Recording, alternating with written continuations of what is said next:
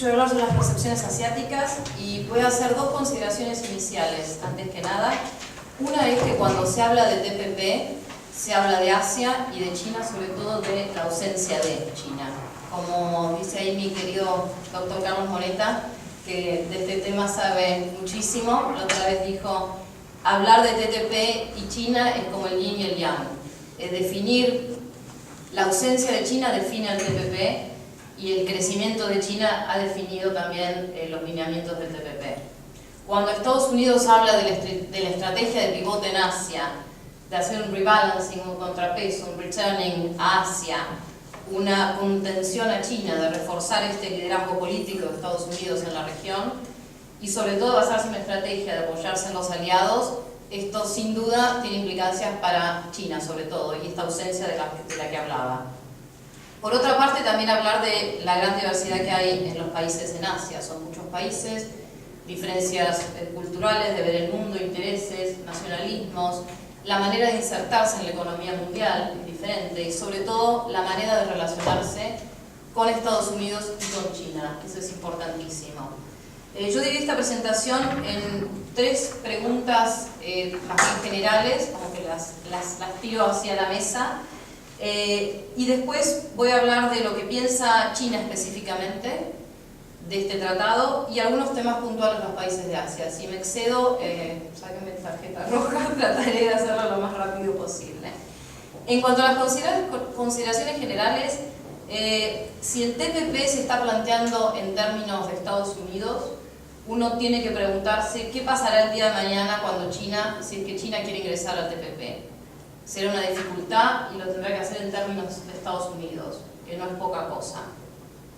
En segundo lugar, el TPP viene a meter como un palito en la rueda de lo que ya era un poco dinámico avance en las relaciones entre el FTA de China, Corea y Japón, que se plantearon hace 10 años y recién se reunieron el otro día para el kick-off de las negociaciones.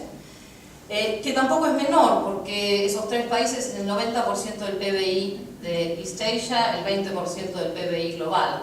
O sea, no es un dato menor meterse en el medio de una negociación que ya es bastante complicada. Y en tercer lugar, esto de que el TPP disminuye una posibilidad de integración a nivel regional en Asia con centro en Asia, ¿no? Son las tres consideraciones más importantes. En cuanto a lo que piensa China, voy a citarles un par de referencias que encontré, porque China es un país, no como el nuestro, donde se hacen declaraciones y después se contradicen. Cuando salen a decir una declaración es por algo, y los think tanks y los institutos más serios, una vez que dan una declaración es por algo, ¿no? Entonces elegí tres que me parecían muy interesantes.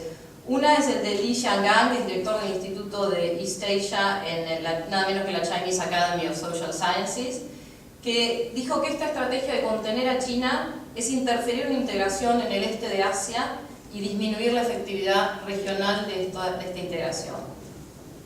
Por otro lado, el Yang Jemian, que es el presidente del Shanghai Institute of International Studies, con el cual el Grupo China tiene un acuerdo de cooperación que ha sido muy fructífero en los últimos años, habló de algo muy interesante. Él no habló de contener a China, sino de que el TPP diluye y reduce la influencia de China en Asia-Pacífico y que esto puede ser visto nada menos como una soft confrontation de Estados Unidos. O sea, no es poca cosa que el presidente del Shanghai Institute esté diciendo esto, ¿no? O sea, que lo toman bien en serio. Y por último, Li Wei, que es el presidente del Development Research Center del Consejo de Estado, el año pasado en un discurso que dio, habló de un refrán chino en el cual dice que es mejor tener vecinos cercanos que parientes distantes, ¿no? Y habló de esto de la proximidad geográfica como asegurar es una garantía de una estabilidad económica en la región, y asociarse con países que están un poco más lejos geográficamente, bueno, no necesariamente, no es malo, pero no necesariamente es beneficioso para lograr un desarrollo regional en Asia-Pacífico. Por otras cosas que he leído sobre la posición china,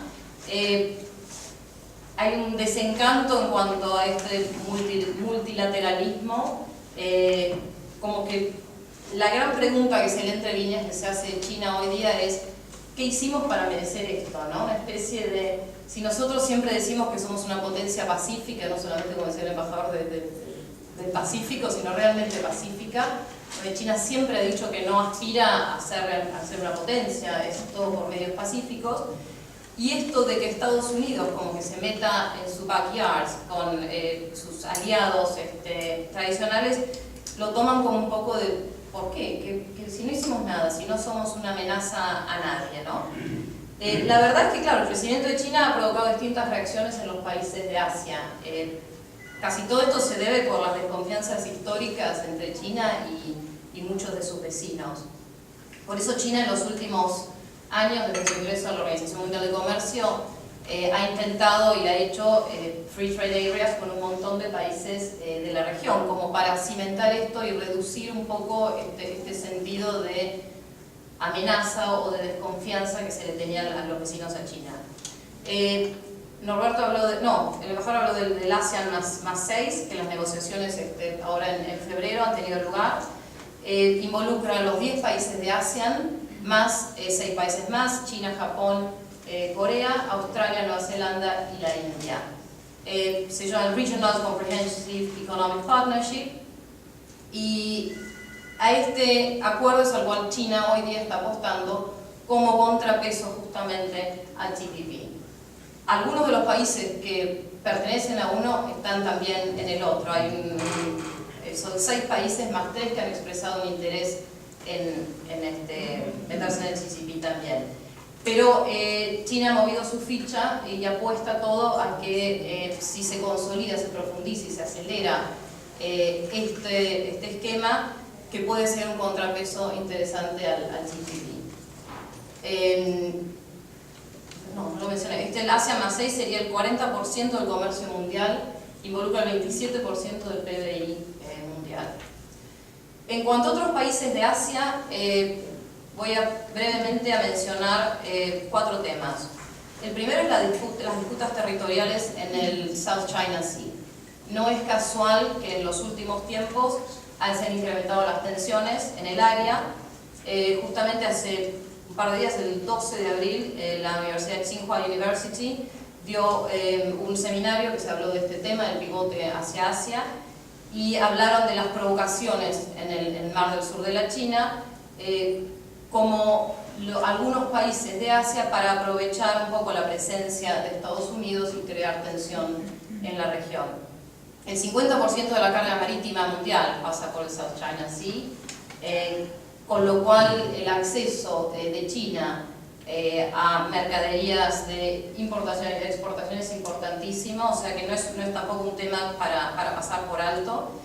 Y esta escalada de conflictos lo que indica es una cierta ambivalencia que viven algunos países de Asia con respecto a China. Por un lado hay una gran dependencia económica hacia China, y por el otro es esta cosa de tal vez nos hace falta tener la presencia de Estados Unidos para asegurarnos por si acaso, ¿no?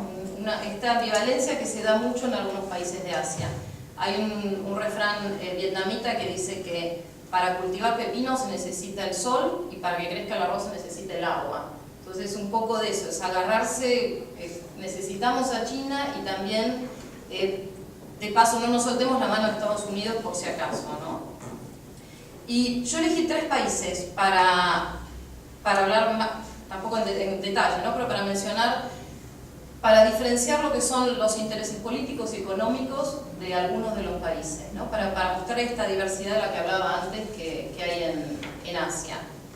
En el caso de Japón, que acaba de confirmar su participación hace un par de semanas, no, hace un mes ya, políticamente Japón, si no estaba Japón en el TPP hubiese sido, si ya encima China no está, hubiese sido totalmente periférico a Asia. Para Japón esto le sirve para cimentar sus relaciones con Estados Unidos y también para tener una mejor posición ante las negociaciones del Free Trade Area con China y con Corea, ¿no? Esta especie de competencia estratégica que se da entre Japón y China. Y económicamente, si bien le sirve porque hay que reactivar la economía japonesa, que está bastante de capa caída, Por un lado sea eso, pero por el otro lado también hay un gran problema con el lobby agrícola, que es un sector muy protegido, muy pequeño en Japón, y el TPP va a ser sumamente controversial una vez que empiecen realmente a hablar de las negociaciones en serio. Hay informes del Ministerio de Agricultura japonés donde dice que el PBI agrícola va a bajar como consecuencia del TPP. Por otro lado, elegí Corea del Sur, porque es un caso bastante más particular. Corea del Sur tiene Free Trade Areas con prácticamente todos los países del TPP, excepto Nueva Zelanda. Corea del Sur se está transformando en lo que es un hub, en un nodo de Free Trade Areas. Y el incentivo económico que tienen para meterse en el TPP es prácticamente nulo, porque lo único que les queda que no está es Nueva Zelanda y es un mercado muy pequeño para ellos. Sin embargo, políticamente no quieren quedarse afuera de este tema, y sobre todo con la situación que se está dando en la península les conviene también estar en favor de esta agenda estratégica de Estados Unidos, con lo cual probablemente terminen también ingresando.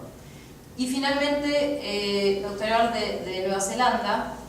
¿Por qué Nueva Zelanda? Nueva Zelanda fue uno de los primeros 4 países que ingresó al TPP. Y en Nueva Zelanda hay un par de controversias que pasan por el tema agrícola, que también es el sector más importante, sobre todo el sector agropecuario. Y el tema que mencionaba Alberto de la propiedad intelectual es un tema que es bastante complicado, que se habla, pero igualmente también está este tema del secretismo, ¿no? de las negociaciones, y eso preocupa mucho. Entonces se está hablando mucho en Nueva Zelanda del tema de la propiedad intelectual y de las patentes en la industria farmacéutica. Esos son 2 temas que preocupan mucho. Por otra parte, me pasaron el otro día del New Zealand Institute of International Affairs, que también acabamos de firmar un acuerdo, Gary con el instituto, me pasaron un memo del Ministerio de Asuntos Exteriores, que me dijeron que lo podía comentar, que no lo podía circular, pero que lo podía mencionar en la reunión, en el cual decía que sin ninguna ambigüedad que Nueva Zelanda necesita ser parte de este TPP, y que además ven el TPP como una pieza en un rompecabezas mucho más grande de la integración de Asia-Pacífico en general, ¿no? O sea que para ellos tiene una importancia, y lo que sí Nueva Zelanda no menciona el tema China, para ellos no es relevante, ellos ya estaban desde antes y es otro tema. Para concluir, vuelvo a la pregunta que se hace de China, ¿qué hicimos, no? Y bueno, China creció, y eso asustó, desestabilizó. La pregunta que nos hacen a todos los que siempre hablamos del tema de China es eterna, es amenaza o oportunidad, que ya hasta es aburridísimo ponerse a contestarla, ¿no? Y yo siempre digo lo mismo, ya es irrelevante esa pregunta. El tema es que es un hecho, China ya está, es la segunda economía mundial, es el motor del crecimiento a nivel mundial, y el tema es cómo se integra esta nueva realidad a los sistemas económicos y políticos mundiales. Si va a haber un solo bloque, si va a haber 2 bloques, uno liderado por China, el otro liderado por Estados Unidos, y es una especie de pulseada en la cual empiezan a jugar tanto los factores económicos políticos de los que hablaba para cada país, como también el poder, digamos, de seducción y de negociación que tiene cada uno de los participantes. Y para terminar, me gustaría hablar los puntos fuertes y débiles del TPP y del Regional Comprehensive Economic Partnership, ¿no? El gran punto débil que tiene el TPP es estos estándares muy altos que desincentivan a algunos países en desarrollo, los países más débiles de Asia. Se da en términos americanos y condiciones americanas, entonces el tema de las patentes. Por ejemplo, Indonesia dijo que por ahora no quiere saber nada, que no están preparados. Eso lo dijo el presidente de Indonesia el año pasado. Vietnam y Australia protestan por el tema de la resolución de conflictos de inversión. Brunei tiene un tema con una gran cantidad de empresas estatales, que el TPP reduce la cantidad de empresas estatales y la cantidad de sectores. Los sectores agrícolas preocupados en Japón y Nueva Zelanda. Las patentes medicinales, el secretismo, tiene todo eso que hace que algunos de los países, sobre todo los más débiles, digan, bueno, están un poquito ahí con miedo, ¿no? Y el punto fuerte, bueno, es esto de de que a la vez de que están con un poco de temor, esta ambivalencia de decir, bueno, no queremos ser tan dependientes de China. Ya somos muy económicamente dependientes y encima somos políticamente dependientes, tal vez nos metemos en un problema. Entonces está eso, ¿no? Y en cuanto al Regional Comprehensive Economic Partnership, el punto débil es justamente lo que es el punto fuerte del TPP, que tiene a China como centro. Esto que asusta, de que sea China el que lidere este proceso de integración. Pero como ventaja es que es una alternativa, presenta una alternativa para poder integrar a los sectores más débiles de las economías de Asia, que tal vez un sistema liderado por Estados Unidos no lo hace o no lo plantea. Y en este sentido China tiene una gran oportunidad, y es que a pesar de ser la segunda economía mundial, es un país en desarrollo, con grandísimos problemas de desarrollo por enfrentar. Entonces, puede usar una estrategia de empatía con algunos de los problemas, porque en definitiva China sufre los mismos problemas que algunos de los países más chiquitos. Entonces, utilizar esta estrategia como manera como un poder de seducción para terminar, digamos, de alinear estos países dentro de este Regional Agreement, ¿no? De partnership.